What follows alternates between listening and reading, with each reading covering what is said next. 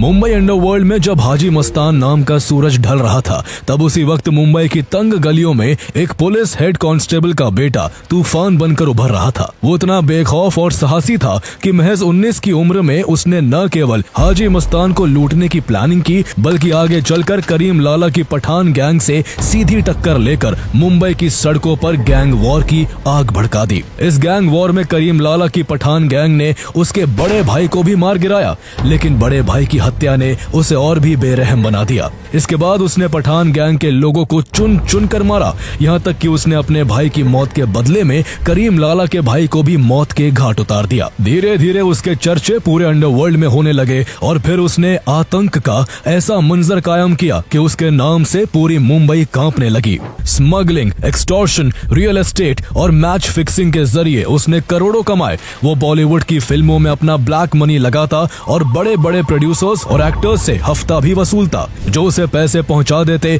उनकी जान वो बख्श देता और जो मना करते उनकी दिन दहाड़े हत्या कर दी जाती। लेकिन जब उसे लगने लगा कि वो पुलिस के हाथों पकड़ा जाएगा, तो वो इंडिया से भागकर पहले दुबई और फिर पाकिस्तान में जा बसा। लेकिन इंडिया से बाहर रहकर उसने जो किया वो सिर्फ क्राइम नहीं, आतंकवाद की परिभाषा बन गया।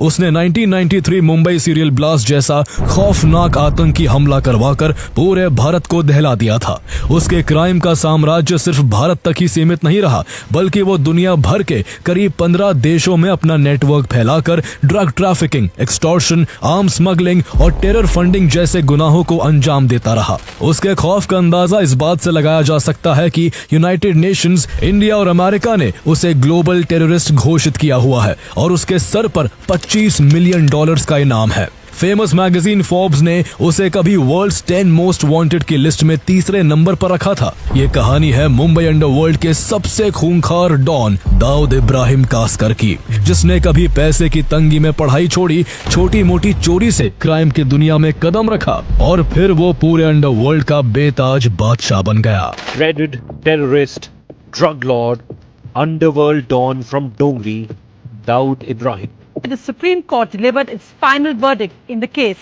indicting Dawood Ibrahim, his brother Anis Ibrahim and Tiger Memon for being the archers who planned the deadly blast. Dawood Ibrahim is a don whose empire spreads not just across the subcontinent, but in several parts of the world. My main focus was on Dawood Ibrahim, the boss of the Mumbai organized crime syndicate, the D Company.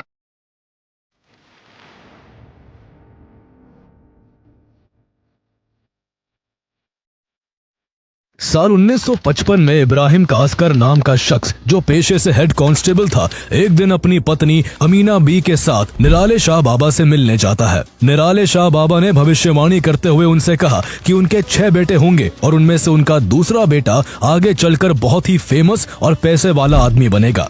इसके कुछ महीने बाद 26 दिसंबर 1955 को महाराष्ट्र के रत्नागिरी जिले में इब्राहिम कास्कर के घर उनके दूसरे बेटे का जन्म होता है, जिसका नाम दाऊद इब्राहिम कास्कर रखा जाता है। दाऊद के जन्म के बाद उसके पिता अपने परिवार के साथ मुंबई के डोंगरी इलाके में बस गए। उन दिनों मुंबई में अंडरवर्ल्ड के माफिया हाजी मस्तान, करीम लाला और वर्धराजन मुदलियार की तूती बोलती थी। पुलिस हेड कांस्टेबल होने के बावजूद इब्राहिम कास्कर का इन अंडरवर्ल्ड डॉन से अच्छा रिश्ता था। करीम लाला से तो उनकी इतनी गहरी दोस्ती थी कि जब उसे दाऊद के जन्म की खबर मिली तो उसने इस खुशी में एक बड़ी दावत दी थी।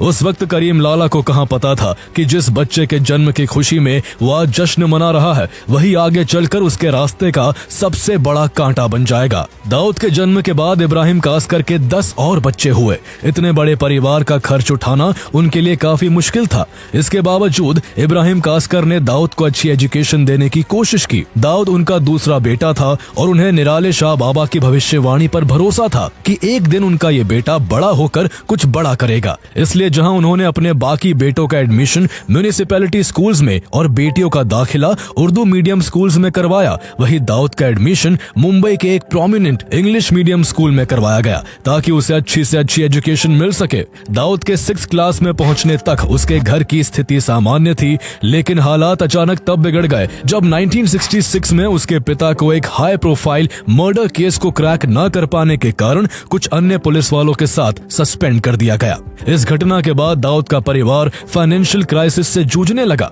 घर की इकोनॉमिक कंडीशन इतनी खराब खराब हो गई कि कई बार भूखे रहने तक की नौबत आ गई। इस कठिन समय में दाऊद की पढ़ाई भी छूट गई। इस दौरान उसकी दोस्ती कुछ ऐसे लोकल लड़कों से हो गई जो चोरी और ठगी जैसे कामों से जुड़े हुए थे। उनके संपर्क में आने के बाद दाऊद भी धीरे धीरे उसी रास्ते पर चल पड़ा।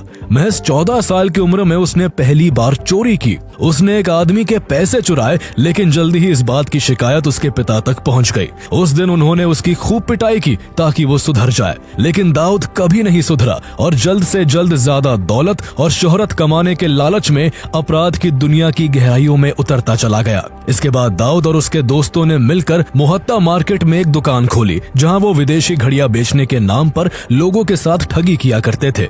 इस तरह छोटी मोटी चोरी और धोखाधड़ी के काम करते करते दाऊद धीरे धीरे आसपास के इलाकों में एक गुंडे के तौर पर जाना जाने लगा और उसका कांटेक्ट लोकल गैंगस्टरों से होने लगा। कुछ समय बाद वो एक लोकल डॉन बाशु दादा के गिरोह का हिस्सा बन गया। दाऊद के सपने बड़े थे, इसलिए जैसे ही उसके पास थोड़ी पावर आई और कुछ पहचान बनी, वो अपने बॉस बाशु दादा को ही आंखें दिखाने लगा। एक दिन किसी बात को लेकर बाशु दादा ने दाऊद के पिता और उसके बड़े भाई शब्बीर कासकर की खुलेआम इंसल्ट कर दी। ये बात दाऊद को इतनी चुभ गई कि उसने न केवल बाशु दादा को खुलेआम जान से मारने की कोशिश की, बल्कि उसने अपने दोस्तों की मदद से उसका पूरा साम्राज्य खत्म कर डाला। धीरे धीरे दाऊद गैंगस्टर्स की दुनिया में अपना कद बढ़ाता जा रहा था। 1970 के दशक में उसने कुछ वक्त के लिए हाजी मस्तान के लिए भी काम किया। हालांकि उसे हाजी मस्तान इस शहर पर राज करने का कभी भी सही हकदार नहीं लगा, क्योंकि इस मुकाम तक पहुंचने के लिए मस्तान ने खुद से कभी कोई वायलेंस का काम नहीं किया था। इसके बावजूद हाजी मस्तान का अंडरवर्ल्ड से लेकर बॉलीवुड तक दबदबा था। मस्तान की ये पॉपुलैरिटी दाऊद को अंदर ही अंदर खलती थी और वो भी वैसा ही रुतबा चाहता था। उसे पता था कि अगर उसे इस क्राइम की दुनिया में सबसे बड़ा बनना है तो उसके लिए उसे इस फील्ड के सबसे बड़े खिलाड़ी से भिड़ना होगा। इसलिए कभी हाजी मस्तान का शागिर्द रहा दाऊद इब्राहिम उससे भी टकराने के लिए तैयार हो गया। उसे सही मौका तब मिला जब एक बार मस्तान ने दाऊद के 2 दोस्तों को पठान गैंग से पिटवा दिया। दाऊद अब हाजी मस्तान से अपने दोस्तों की पिटाई का बदला लेना चाहता था। इसी बीच उसे पता चला कि हाजी मस्तान की 5 लाख रुपए से भरी एक अटैची मरीन लाइन से होकर मालाबार हिल्स तक जाने वाली है। दाऊद ने मस्तान के इसी ब्लैक मनी को लूटने का प्लान बनाया। उस वक्त दाऊद की उम्र महज 19 साल की थी, फिर भी वो इतना बेखौफ था कि उसने रास्ते में गाड़ी रोककर उस अटैची को लूट लिया। लेकिन अभी वो इस धंधे में नया था, इसलिए उससे एक गलती हो गई। असल में वो पैसा हाजी मस्तान का नहीं बल्कि मेट्रोपॉलिटन कोऑपरेटिव बैंक का था। बैंक का पैसा लूटकर दाऊद ने पुलिस से सीधी टक्कर ले ली थी। जो पुलिस टीम इस केस की इन्वेस्टिगेशन कर रही थी उसमें उसके पिता इब्राहिम कासकर भी शामिल थे। इब्राहिम कासकर को जब पता चला कि इस रॉबरी का मास्टरमाइंड कोई और नहीं बल्कि उनका बेटा है, तो वो दाऊद की पुलिस वाली बेल्ट से पिटाई करते हुए उसे थाने ले गए और बड़े पुलिस अफसरों के सामने अपने बेटे के काले कारनामों के लिए